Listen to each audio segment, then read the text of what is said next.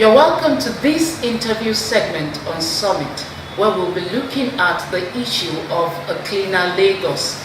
Many of us have heard terrifying experiences of what Lagos turned to in the last few years, and it was not a good experience for Lagosians.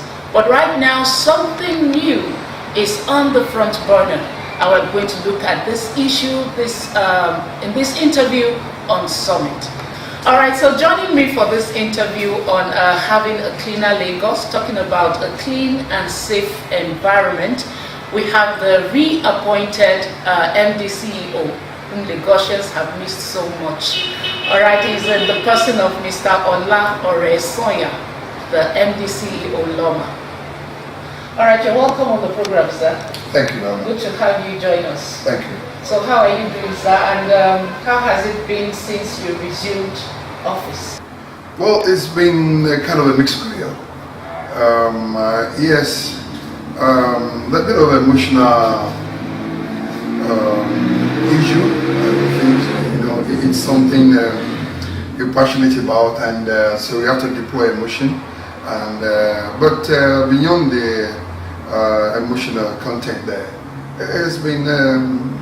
I've been taking a day at a time and having fun while trying to do the job. All right, so where are we now in your personal assessment in the issue of cleanliness in Lagos? And is there any hope of regaining the status of the cleanest city in West Africa? Well, there is hope, and I believe strongly that we can reinvent the wheel. And with the support of government, the political will is there, and the commitment of the providers of the service, vis-a-vis Lawma, the PSP, and other investors. We have the collaboration, and with the support of the people, I'm sure with that kind of drive, we'll get there in a very short time too. All right. So what I mean is a bit more on issues of what you met on ground after you resumed office. Because if you ask an average Lagosian, it's not been palatable at all. You know, the issue of cleanliness in Lagos, it's like taking us back a decade. So in your own assessment, how would you review what you met on ground? I hope you weren't too heartbroken. Well, no. When I talk about the emotional trauma, it's like coming back home, and it's the kind of feeling, the nostalgia you have when you travel and you're back home. It's a kind of emotional comfort, and you almost feel like crying too. That was the kind of emotion, the emotional display I have then. But by and large, yes. What I met was a product of the policy change and the experiment that we had by realigning the roles of the PSP and the major investors, and I could see that we need to realign also, because what we saw on the road was not too good, and I'm sure the government was not even comfortable with what was on the road. The negotiations were not comfortable. The government was not comfortable about it, and some of us have to be invited to come and support the government of the day to make sure that things we correct things. And I think that's why I'm here, really, to support the government of the day, on the invitation of the government, and to support the government to make sure that we do it right, and we are bent on doing it. All right, so you enumerated some challenges. I'll call them new challenges. Now, out of all these new challenges, which one do you think is more serious that you need to handle first of all? Well, if you look at it in the order of priority and you stratify the challenges, I think number one on the list for me is to get the confidence of the investors back. That's the PSP operators, and they used to have this confidence then that, look, when they work, they get paid. So we really have to bring back that confidence then. That is number one. And number two was also to revive the confidence of the public, that if you leave your weight on the doorstep, PSP will pick it. So we've had a kind of a gap and the kind of mistrust on the two parties around that area before now, where the PSP believe that, look, if I work, they will not pay me. And the public also believe that if I put my waste in the doorstep, they will not pick it. So we have to bridge that divide and bring the confidence to the two parties, and that has been the main challenge there. And but over time, I know we'll solve that. All right. Then the other one is having people to store their waste in front of their houses and stop the habit of throwing waste on the street. It's been a traumatic one. All right. Now you said something just now that you have to find a way to educate the populace on disposing their waste properly.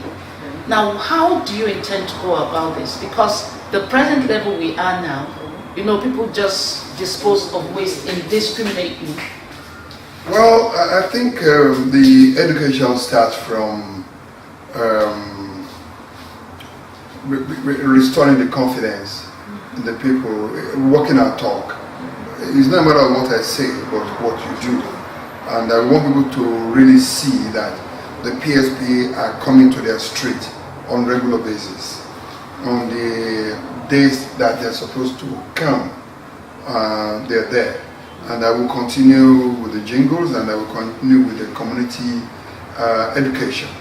Right. So once people can connect and see that, I'm sure naturally waste will stop flowing from household to the street, and enforcing for compliance will be easier at that stage. So right now, that's the strategy we're using, making sure that there's efficient service at household level, and once people can connect with that, it makes education and compliance to be easy. That's the strategy we're using. Another aspect of this that is something that became a bit prevalent in recent times, and that is open burning of refuse. We began to experience that in some places in Lagos, and that was one thing that wasn't, we weren't experiencing it for a while, but we began to experience it. How do you intend to change that perspective in waste disposal? Well, the issue of open burning is an offshoot of inefficient services. If you leave your waste on the street in your house for a long time uncollected, the next thing is you look for an option of either use a car pusher or you burn. But this time around, we are realigning the trend to make sure that there will be service provider for you. There will be PSP operator that will come. So anybody that burns waste right now can be arrested, because the alternative will be made available for you. They were doing it before now, until recently, because there was no alternative. Yes. Right. Now that the alternative is there, there's a law that prohibits such attitude, and we will be left with no option than to invoke the clauses in that law to prosecute people that burn refuse indiscriminately in the state. All right, now the issue of the dump sites. I was privileged a while ago to drive along the Igondo Road, and that area is an eyesore. Aside from the fact that it's so the smell is terrible.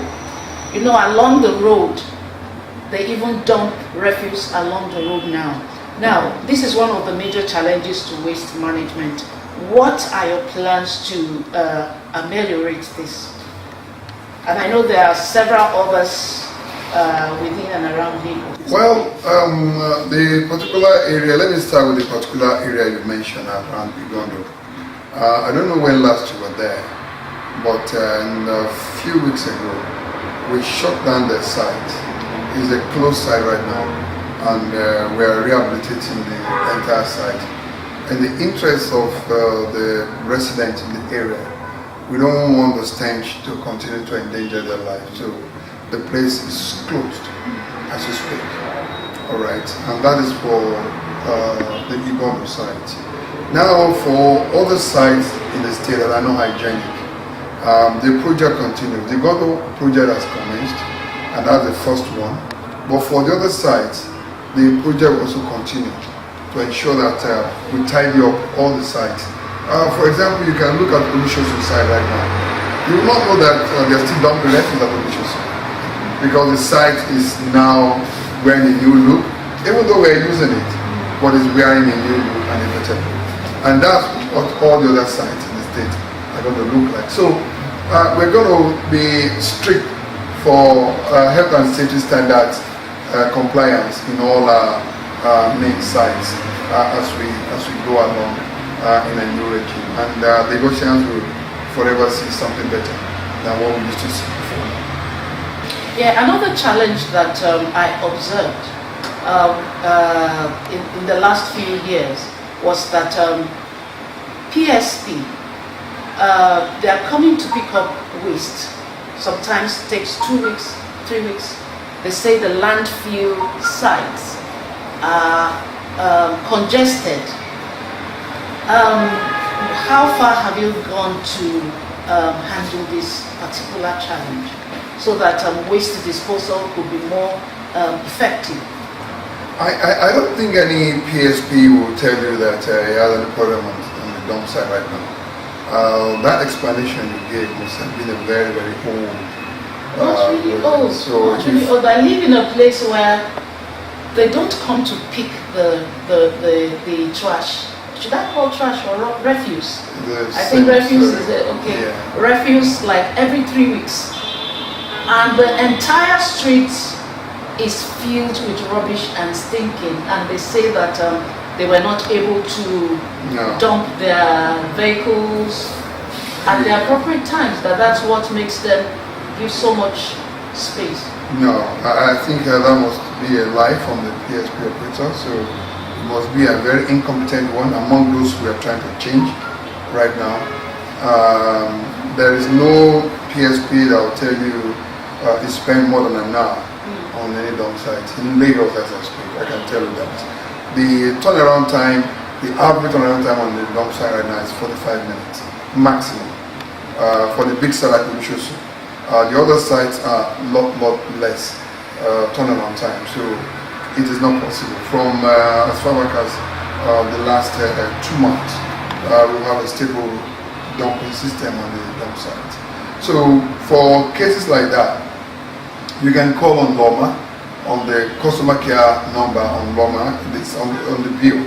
And or if you can remember, the toll-free one is 5577 or 070 80 60 1020. 070 80 60 1020 or 5577. These are customer care lines that you can call. If your PSP will miss the collection on weekly basis, the tolerance time is 24 hours. If you don't see your PSP within 24 hours of service schedule, you call Lawma intervention. We have trucks that are called intervention trucks. They intervene to make sure that the citizens are well protected, because we are putting our bet on it to say, put your refuse in front of your house on those particular day. PSP must come and take it. So if the PSP is not there, we must be there to pick it up. And that's why we have a lot of intervention trucks that have been deployed to mitigate the lapse, the service gap from the PSP until the PSP becomes a stable service, which we are looking forward to in a matter of few weeks or months. They should stable. They should just be able to perform their role and be stable in services. But for now, once a week is the minimum. That should be right. You can go for some other area, it can be more than a week. It can be more than once a week. But on our service level agreement with the PSP, it is once a week.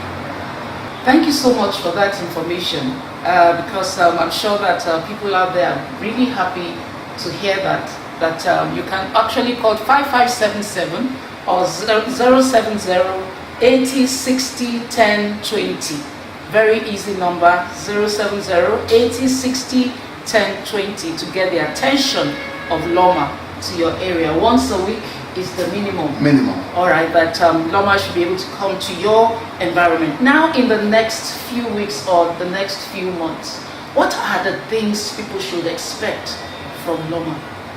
Well, it's a new dawn, it's a new agenda, it's a new aspiration, and we're hoping and looking forward to a higher ground. And the Goshians be on the lookout for a cleaner city, a city where we know that we will all be happy, and where compliance to rules and regulation, we are going to uphold it when it comes to sanitation and hygiene. And a city where we are going to put value on our waste, and because waste management is taking a new direction under the circular economy program. So waste is not going to be managed to create more employment, and then open a new line of economy that will add value to people's life and also to government coffers. So I think within our community, there are going to be community recycling centers that are going to come up where youths are going to be trained for skill acquisition on sorting of waste and for conversion of waste within communities. So we already have people, and we already have land in most of our communities where the community recycling centers will be, and they're going to be skill acquisition centers also. We are working in conjunction with the Lagos State Employment and Trust Fund so that we can create more employment in the downstream and the waste processing area. So your waste is a resource as it is right now, and Lawma is there to manage that resource. All right, so you said something now about community recycling centers. To me, what that could mean is that sorting of waste from home. Yeah, I call it resource. I don't like calling it waste. Well, all right, it's all right, so it's a resource. Yeah, resource all right. in motion. All right, so I would think that's what you're talking about. Then Yes, after sourcing, have somewhere to take them to. Yes, we have a group of people that. All right, so please, I want you to really talk about that so that people can understand. Well, we're going to have locations by the Lawma and the CDAs in the communities where we're going to have a skill acquisition in resource recovery centers. And those resource recovery centers, they're going to come out like an MRF to material recovery center, we call them, where your waste, a portion of the waste in your community will start going there. And we have people that will recover a portion of that waste. And there are people that will be trained to recover just plastic alone. And that plastic, they already know the value of that plastic. So per tonnage of plastic, PET bottles they are recovering, they know what they can make on a daily basis. For example, on PET bottles, 1 kilogram is about 80,000 naira for a ton of PET bottle. So which is a lot on its own, right? So, and when the younger ones can know that they can pick this and make money on it. So government will give you a location. We create clusters around within communities where you can have a lot of people, and those who are going to be recovering plastic alone, those are going to be recovering papers alone, and those are going to be recovering aluminium and several other things. So you have a kind of production line that you have, and you'll be trained on plastics. You will read about it, you will know the market, you know the value of it, and you know what to do when you recover it. And some of them, we're going to have loan for them to have what we call the crushers. So you recover, you crush yourself, do value addition, then you wait, and you already know the off-takers that will be attached to each use.